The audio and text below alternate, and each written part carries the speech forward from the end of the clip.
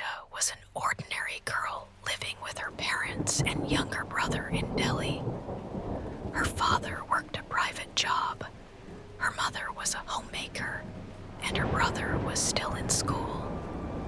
Life was simple, but everything changed when they moved into a new apartment. The family had been struggling financially, and when they found a spacious flat at an unbelievably low rent, they couldn't believe their luck. The landlord seemed eager to have them move in quickly, and within days, they had shifted to their new home. For the first few weeks, everything was fine. But then, strange things began happening. Ayesha, who was always an obedient and loving daughter, suddenly became irritable. She would snap at her parents for no reason, refuse to follow any rules, and often lock herself in her room for hours. At first, her parents assumed it was just teenage rebellion, but soon, her behavior became frightening. One evening, as the family sat for dinner, Ayesha walked into the room, picked up the remote, and switched off the TV. "There will be no prayers in this house when I'm here," she declared coldly. Her father frowned. "What nonsense are you talking about? Switch it back on." Ayesha's lips curled into a smile. "Make me." Shocked by her defiance, her father reached for the remote, but before he could touch it, she gripped his wrist with unnatural strength. Her nails dug into his skin, drawing blood. The family was horrified. Ayesha had never behaved like this before. That night, her younger brother woke up screaming. He claimed that a shadowy figure had been sitting at the foot of his bed, whispering in an unknown language. The parents tried to calm him down, but deep inside, they were beginning to feel the creeping terror that something was terribly wrong. The next day, Ayesha was found standing in the middle of the living room, staring at a blank wall, whispering to herself. When her mother called out to her, she turned around, and for a brief moment, her eyes weren't her own.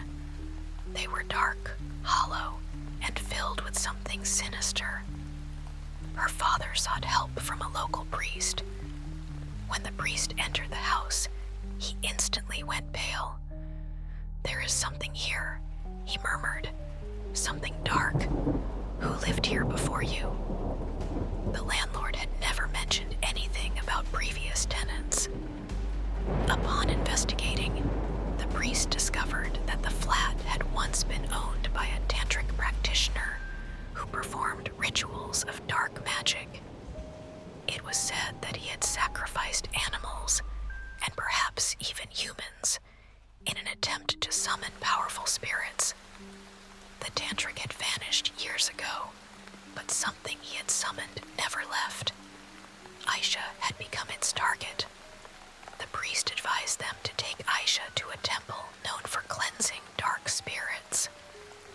But the night before they could leave, the entity made its move.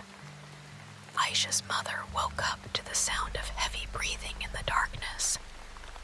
She turned to check on her husband, but found Ayesha standing at the foot of their bed.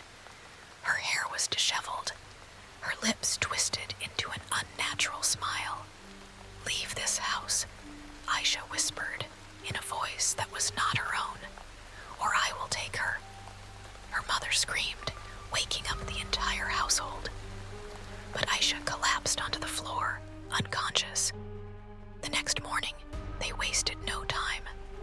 They packed their things and rushed Ayesha to the temple. The priest began the rituals, chanting sacred mantras while sprinkling holy water on her. At first, nothing happened. Then Ayesha let out a blood-curdling scream. Her body contorted in ways that seemed impossible, her limbs twisting unnaturally. She laughed, cried, and screamed all at once, voices overlapping as if multiple beings spoke through her. "Who are you?" the priest demanded. Ayesha's head snapped up, and a guttural voice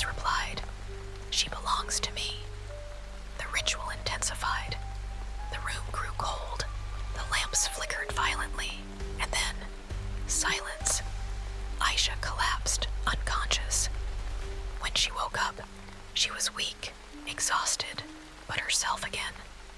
The priest instructed the family to leave the cursed apartment immediately. They did, never looking back. Though Ayesha had been saved, there were whispers in the neighborhood. Some say the tantric had never truly left. Some say the entity still lingers, waiting for the next family foolish enough to move in.